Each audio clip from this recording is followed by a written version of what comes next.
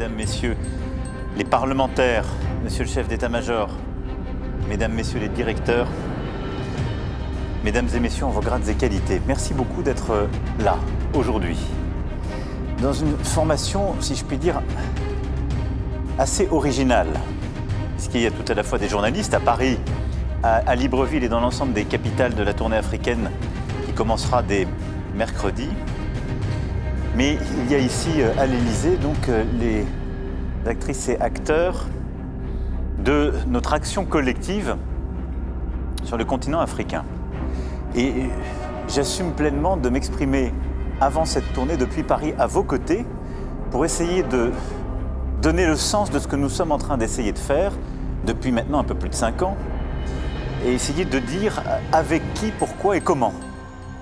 Et au fond, l'objectif que nous devons poursuivre, c'est d'avoir une politique plus simple, plus lisible, en faisant mieux travailler l'ensemble des administrations de l'État, de ses partenaires, mais avoir aussi une politique qui associe pleinement les entrepreneuses et entrepreneurs, les innovateurs, les sportifs, les artistes, les scientifiques, dans cette politique qui a vocation à ne pas être simplement de gouvernement à gouvernement, mais qui doit pleinement assumer de traiter avec la société civile des différents pays d'Afrique. Et au fond, sont là réunis bon nombre d'acteurs de notre politique avec l'Afrique qui, pour une bonne partie d'entre eux, vont avoir à m'accompagner dans ce déplacement à venir à partir de mercredi ou qui ont pu m'accompagner dans des voyages précédents. Alors, il y a un peu moins de 6 ans, en novembre 2017, dans un amphithéâtre de l'université Joseph Kizerbo à Ouagadougou, j'avais débuté mon discours en citant les mots de Thomas Sankara et en annonçant qu'il n'y avait plus de politique africaine de la France. Ces mots sont toujours d'actualité, mais ils ne sont certainement plus suffisants face aux bouleversements et aux transformations profondes que nous avons vécues ces dernières années. Le temps passé sur le continent africain est irremplaçable. J'y ai effectué 17 déplacements, été accueilli dans 21 pays, du Shrine de Lagos aux églises de Lalibela, sans compter les multiples entretiens menés avec nos partenaires africains à Paris et à travers le monde. Je n'en retirerai aucune considération générale, car une réalité unique africaine n'existe que dans bon nombre de schémas simplificateurs. J'en retirerai une seule exigence, celle de faire preuve d'une profonde humilité face à ce qui se joue sur le continent africain. Une situation sans précédent dans l'histoire, traiter en même temps et dans l'urgence une somme de défis vertigineux. Défis sécuritaires, climatiques, aux défis démographiques, avec la jeunesse qui arrive et à laquelle il faut proposer un avenir pour chacun des États africains. Consolider des États et des administrations, investir massivement dans l'éducation, la santé, l'emploi, la formation, la transition énergétique. Tout cela donc en étant confronté davantage que d'autres à la pression du changement climatique et de ses effets, à l'offensive du terrorisme, au choc économique, sanitaire et géopolitique. Je crois pouvoir dire qu'aucune région au monde n'a été soumise à cette obligation de résultat en l'espace d'1 à 2 générations, comme le continent africain est aujourd'hui.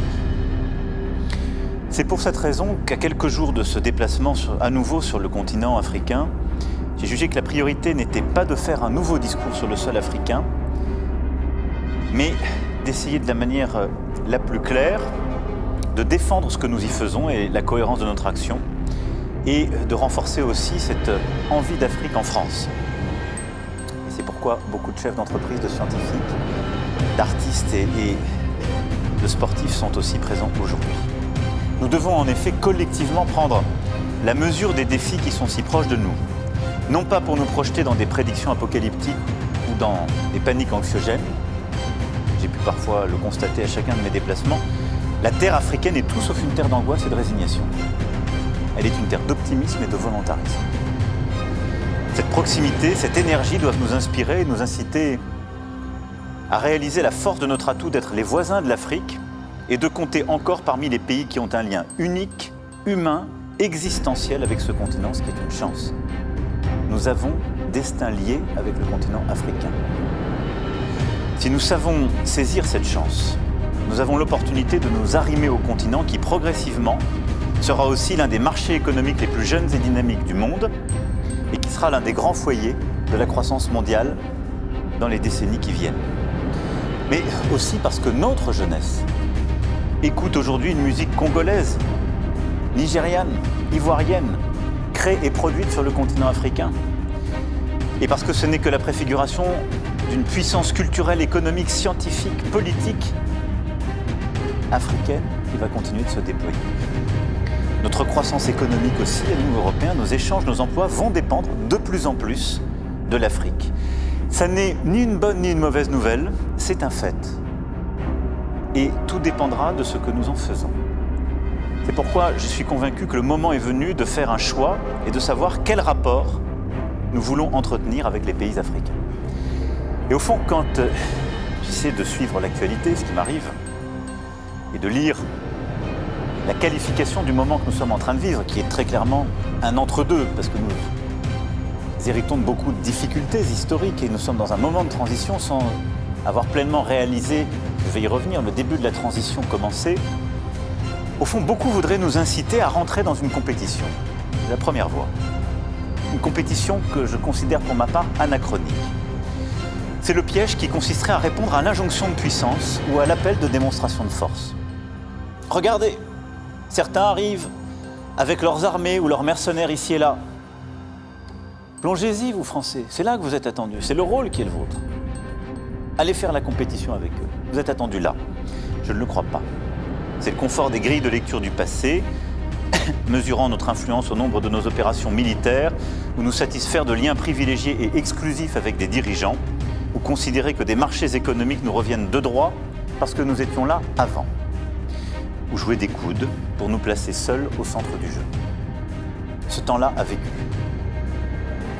Ma conviction, c'est que cette voie est désormais une impasse. Ceux qui la prônent sont plutôt les tenants d'une nostalgie. Et c'est précisément celle avec laquelle nous avons voulu rompre dès 2017, mais sans avoir encore tous les moyens d'en solder le passif. C'est la chronique de notre dernière décennie d'engagement au Mali. Au prix du sacrifice ultime, nos soldats y ont, aux côtés des militaires maliens et des armées africaines, remporté des victoires contre les groupes terroristes. Et je veux ici rendre hommage à la mémoire de nos soldats, de nos blessés, comme de ceux qui sont tombés là-bas. Cela a été et restera une immense fierté partagée avec les alliés qui nous ont rejoints. Mais ce n'était pas le rôle de nos soldats, ce n'était pas le rôle de la France d'apporter seule des réponses politiques qui devaient prendre le relais de la réponse militaire. Nous avons pourtant, malgré nous, assumé une responsabilité exorbitante. Cela nous vaut aujourd'hui d'être l'objet par amalgame du rejet qui frappe une classe politique malienne qui a échoué à redresser son pays. Et c'est ce piège qui pourrait, si nous n'y prenons pas garde, se reproduire ailleurs. C'est pourquoi, en aucun cas, je ne laisserai le sacrifice de nos militaires être à nouveau entaché du même amalgame, et en aucun cas, je ne laisserai se reproduire cette situation où, par un engrenage de déresponsabilisation et de substitution, la France devient le bouc émissaire idéal. Pour éviter la répétition de l'histoire, il existe une autre voie que nous poursuivons désormais depuis 6 ans. Une autre voie qui consiste à ne pas réduire l'Afrique à un terrain de compétition ou de rente et à considérer les pays africains comme des partenaires avec qui nous avons des intérêts et des responsabilités partagées.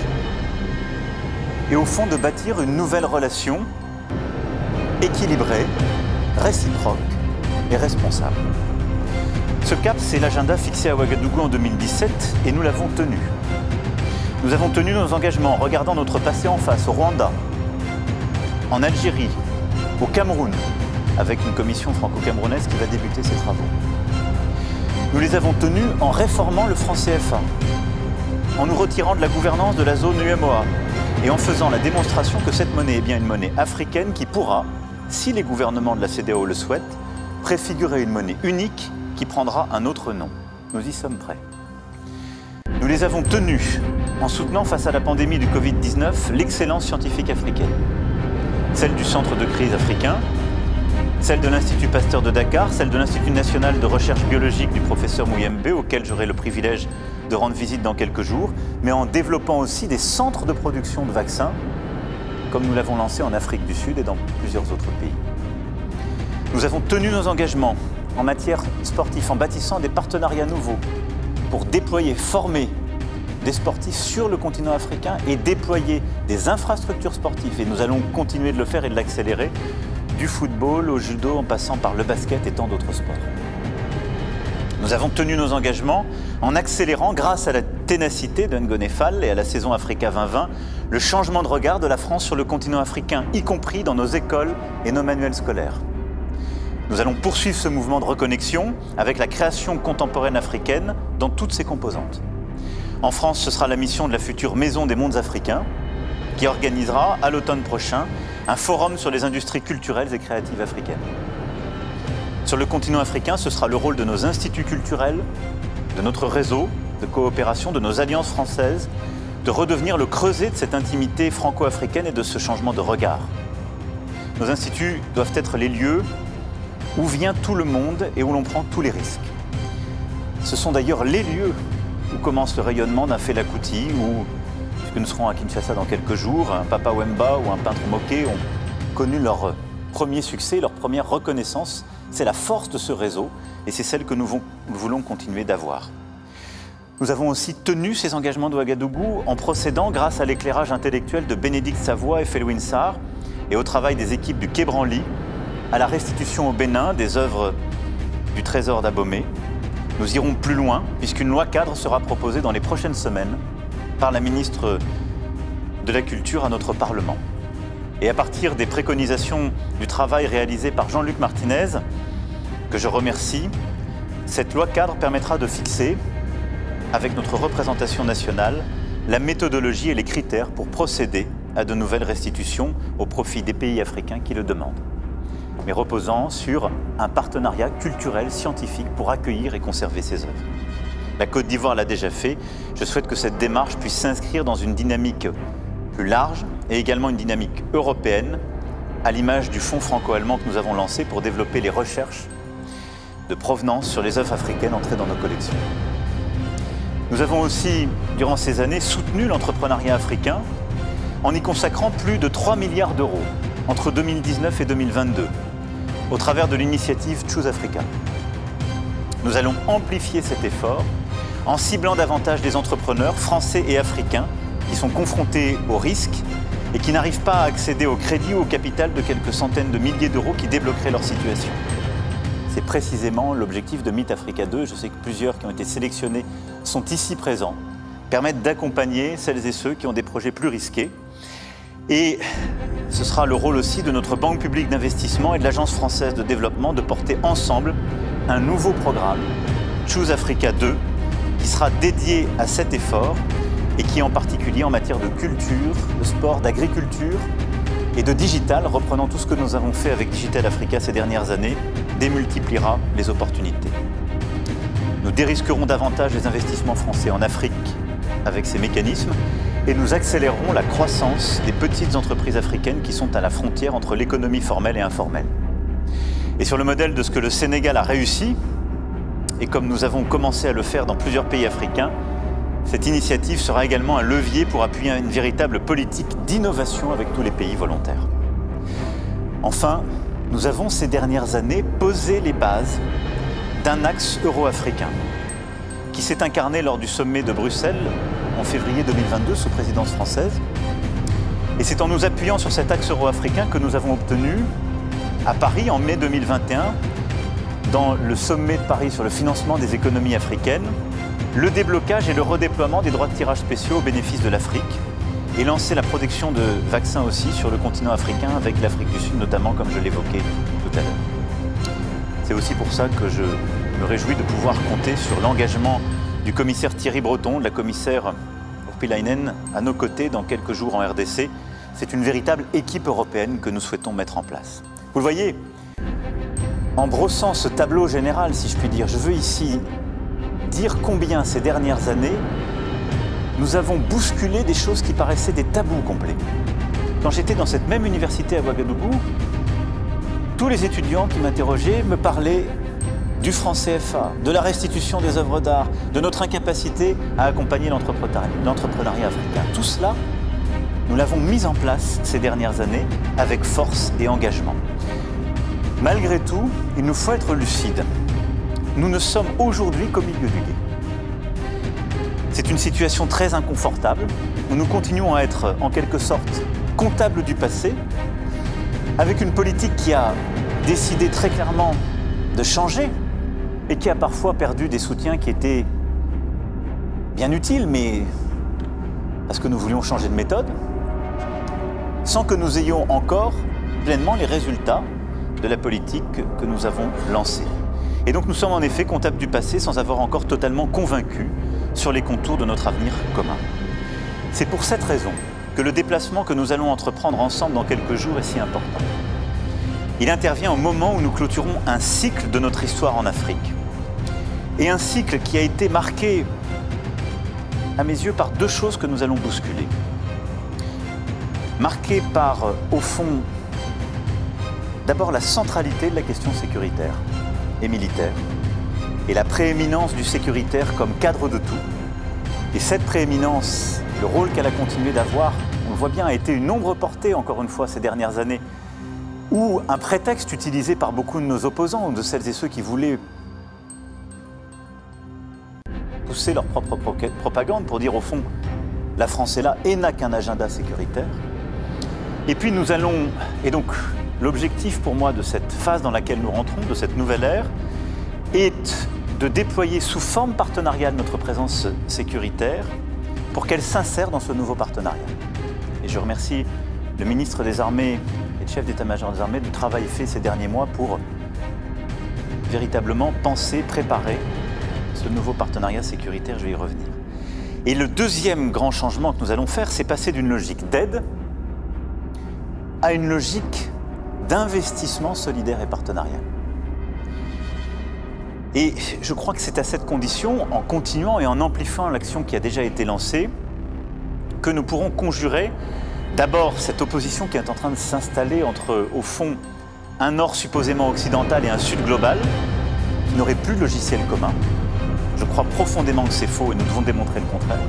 Et nous l'avons démontré d'ailleurs par une méthode nouvelle que nous avons là aussi commencée. Le G7 de Biarritz a été préparé avec les pays africains que j'avais invités, comme on l'a fait aussi au G20 de Bali, où on a réuni l'ensemble des pays africains avant le début des travaux pour œuvrer ensemble, par une conversation en quelque sorte permanente. C'est exactement la même chose que nous avons fait quand nous avons lancé l'initiative ACTA. Elle a été conçue avec le bureau de l'Union africaine, dans un dialogue là aussi qui était inédit. Et c'est la même chose que nous allons faire. Et pour moi, nous allons consolider cette logique, ce passage de la logique d'aide à celle d'investissement solidaire lors du sommet que nous allons organiser le 23 juin à Paris.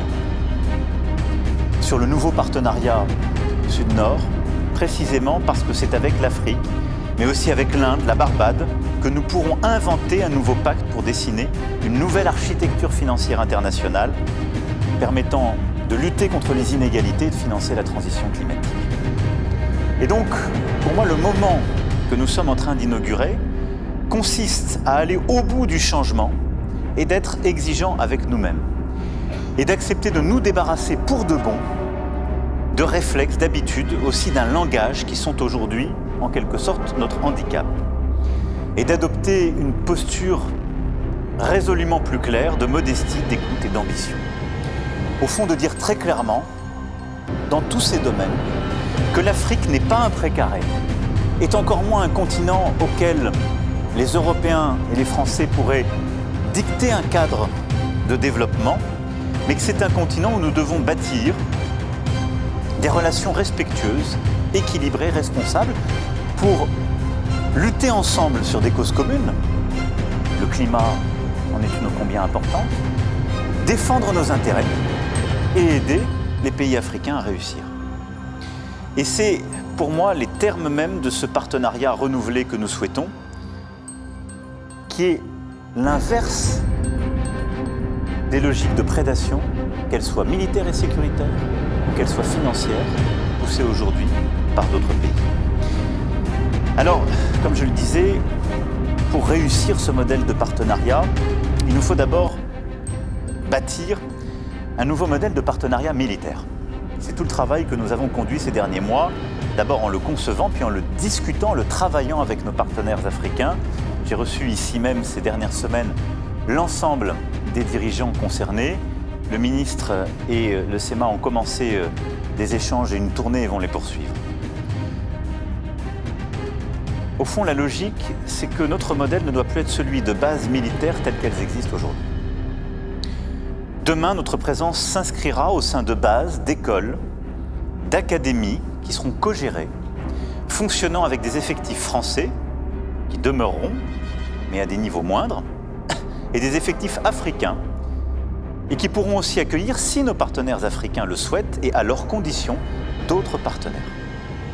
Conformément aux échanges que j'ai eus ces dernières semaines avec mes homologues, cette transformation débutera dans les prochains mois sur le principe même de la co-construction, avec une diminution visible de nos effectifs et de manière concomitante, une montée en puissance de la présence dans ces bases de nos partenaires africains.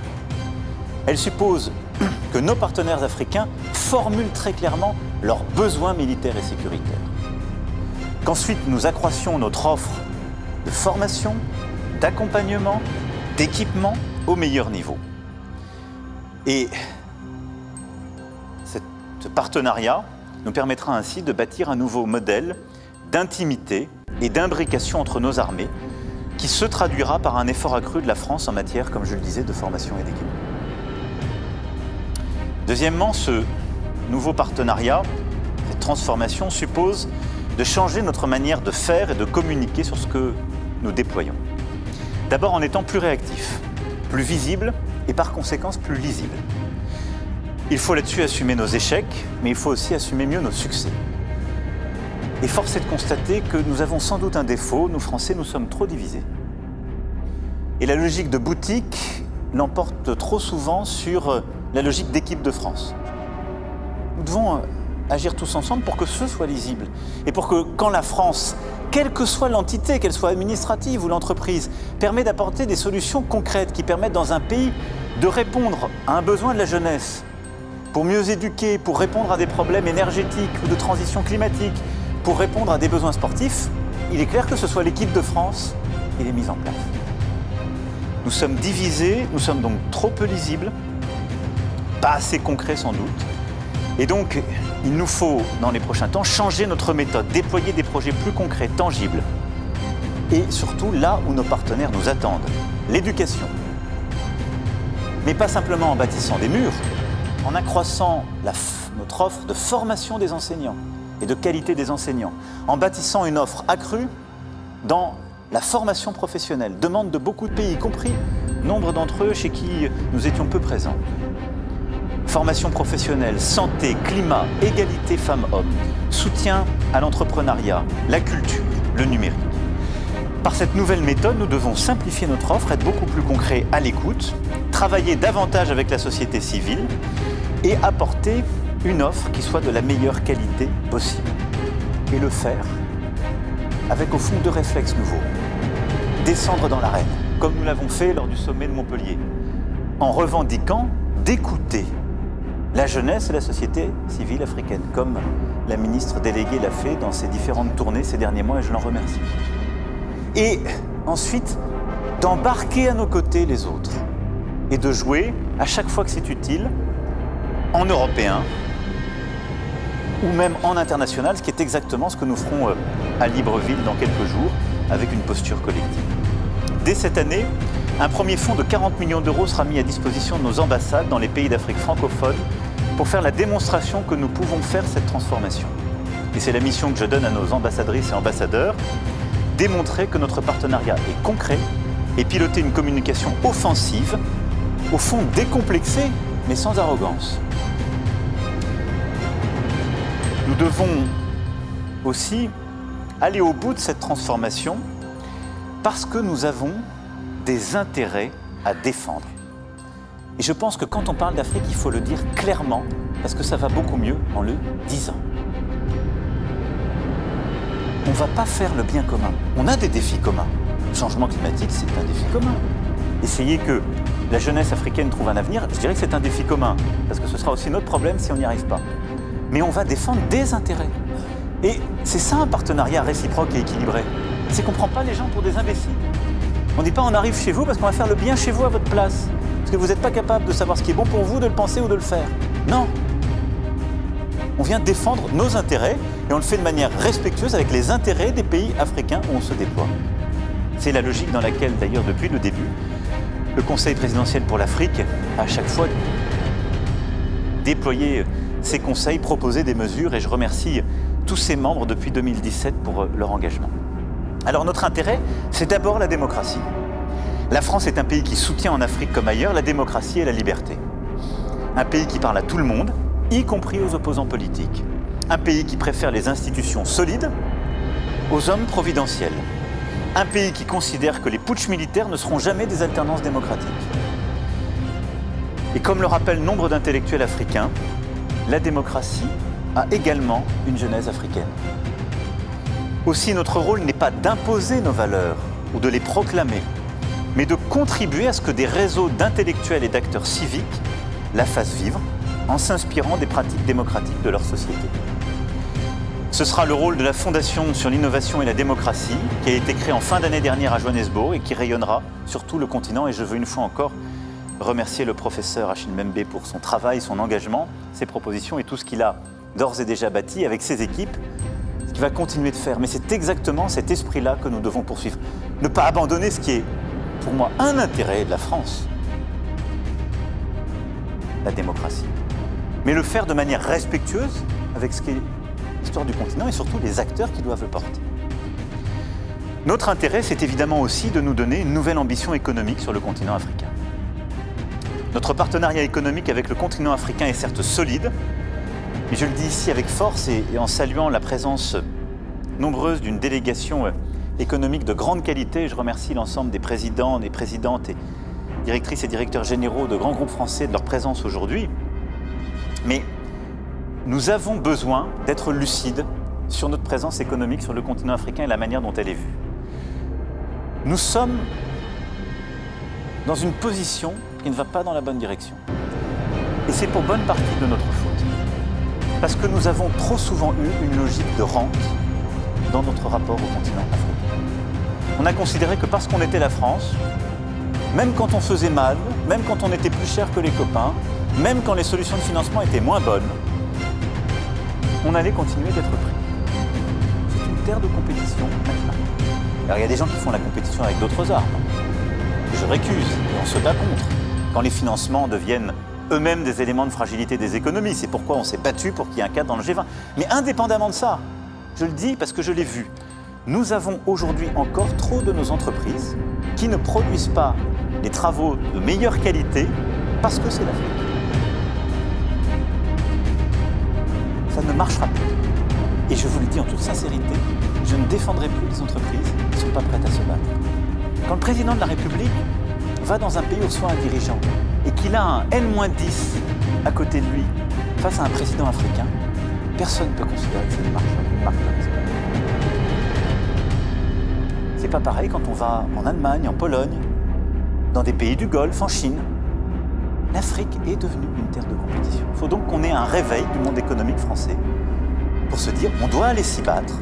C'est les patrons qui doivent y aller quand il y a un grand contrat. Et quand on prend un contrat, il doit être délivré en temps, en qualité. Et s'il y a des problèmes, il faut qu'on puisse savoir très clairement d'où vient le problème. Je ne dis pas que tout le monde est parfait.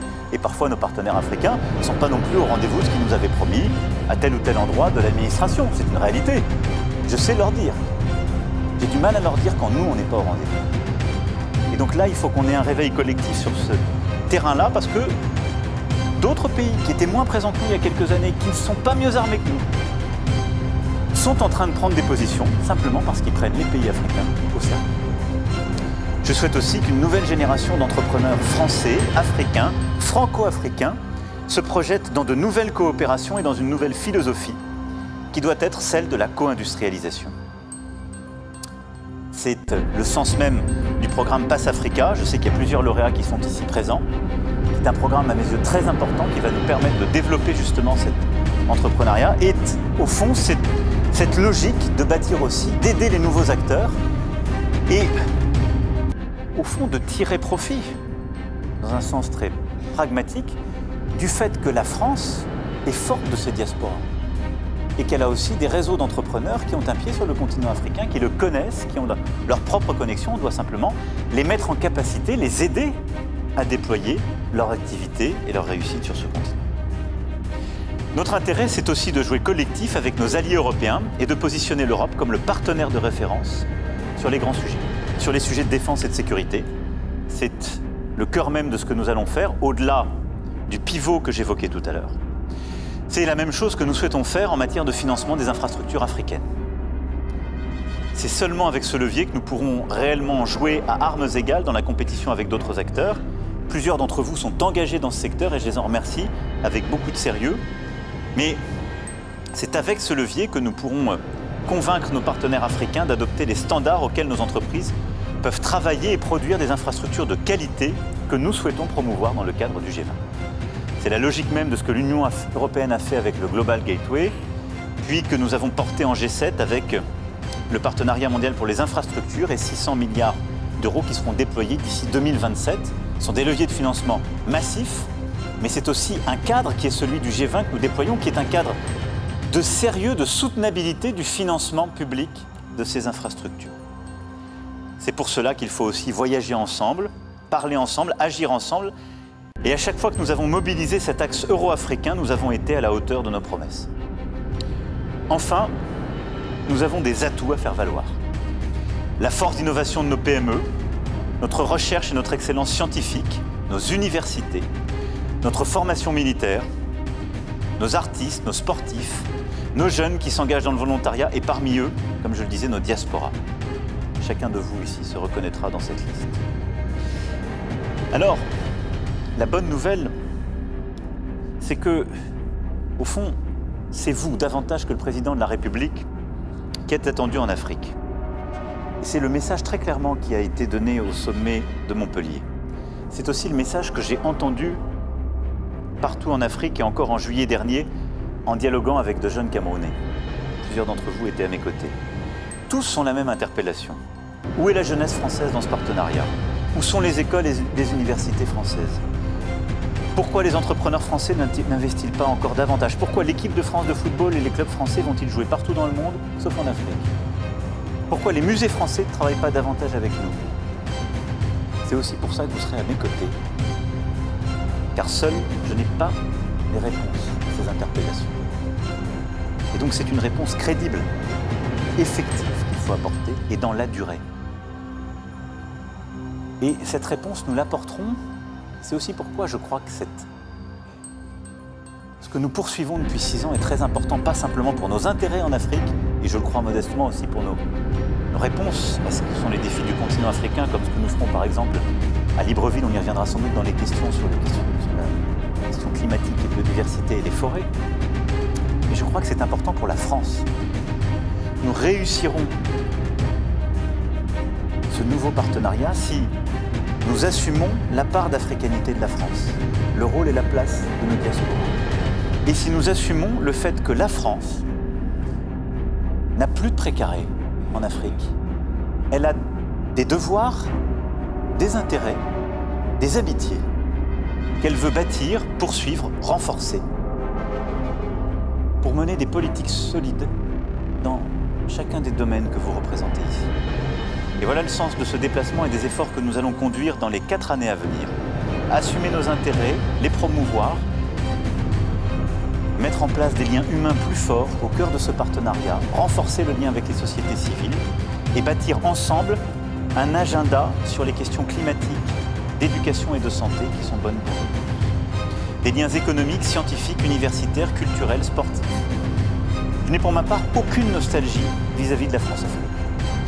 Mais je ne veux pas laisser une absence ou un vide derrière elle. Autant que moi et surtout au-delà de ma propre contribution, vous serez le cœur de ce partenariat.